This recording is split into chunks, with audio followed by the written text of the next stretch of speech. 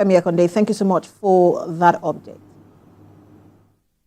All right, the 24-hour curfew imposed in just North and Bukuru metropolis by the police in Plateau State seems to be yielding results. Now, according to the governor, the curfew is in the best interest of the state. Commissioner for Information Musa Ashoms says the rules of engagement and professionalism exemplified by the troops of Operation Safe Haven have helped to bring down the tension generated in the state. He said residents and parents are expected to talk to their wards to desist from actions that are against the laws of the land. The police say the looting and vandalism witnessed on Bauchi Road in the state capital is a test of what was planned for Monday. Let's bring in now the Commissioner for Information, Plateau State, Musa Ashoms. Good to have you join us. Good to have me, Precious. Good evening. So we understand that some people defied the 24-hour curfew imposed by the state government earlier in some areas. Has that been brought under control? And what do we know, or what do you know now about these people? As we speak, the situation has been brought under control, and we are hoping and praying that it will be sustained by the security agencies. It is quite disheartening and appalling that a situation like that will be defied by citizens. You know, we've had peaceful protest as far as Plateau State is concerned. It was a classic example for how protest should go. Then, lo and behold, some miscreants, some unscrupulous elements emanated from some parts of the city to unleash mayhem on peace-loving citizens. It's quite disheartening that after a 24-hour curfew was imposed on the Bukuru metropolis, some defiants decided to hit the streets.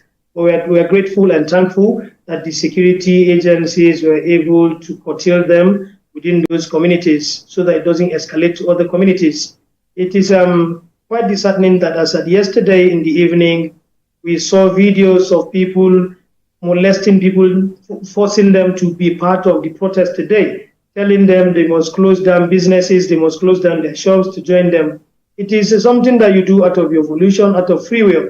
Well, when it gets to a point where people begin to molest you, begin to coax you, begin to cajole you, begin to force you into doing what they believe in, it's trampling on those people's fundamental human rights. We realize and we know that certainly peaceful assembly and association is enshrined in the Constitution. Section 40 of the 1999 Constitution as amended paves way for that. But in the event that it is not peaceful, it is antipodal to the Constitution of Nigeria. It is against the wishes and the goodwill that Nigerians will enjoy. And again, the Bauchi Road scenario would have been avoided. It was unnecessary, it was uncalled for. But because we have people who do not have, permit me to use this word, who do not listen to constituted authorities, who do not listen to their parents, who do not listen to their leaders, we had to toe that path. It's quite disheartening, it's quite unfortunate. And we had miscreants in certain communities that wanted to define this curfew that is imposed on the Bukuru metropolis. But to God be the glory, security agencies, the Operation Safe Haven, the Nigerian police. Mr. Ashoms, permit me to just come in here because, you know, I want to try and, you know, get in a lot of questions in the short time that I have with you. All eyes are now being, you know, turned to the states just as a follow-up to the president's speech on Sunday. In the spirit of transparency, the president did mention that 570 billion naira has been released to the 36 states.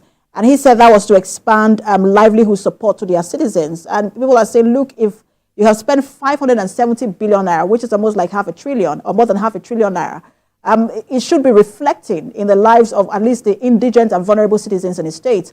And I wanted to ask you about that. What is Plateau State doing? Because it's also the responsibility now, as we know, of the state governors. Precious, we're a pro-people government. With the intervention or not, the spine of our governance is the people. In the beginning, the people, the middle, the people, at the end, the people. You know, some of these announcements and pronouncements, sometimes they don't come as early as they are pronounced.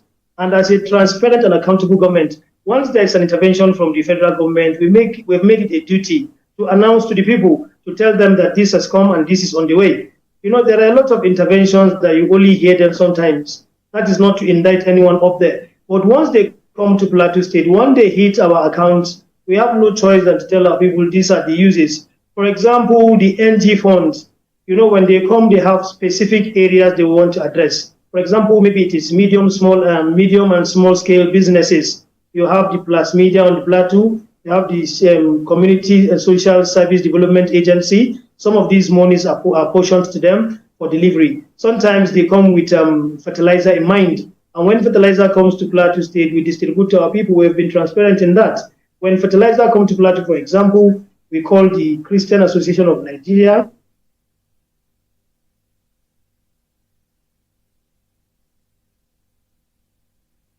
All right. I think we lost connection there with the Commissioner for Information in Plateau State, Musa Ashoms. He didn't make his point, so we thank him for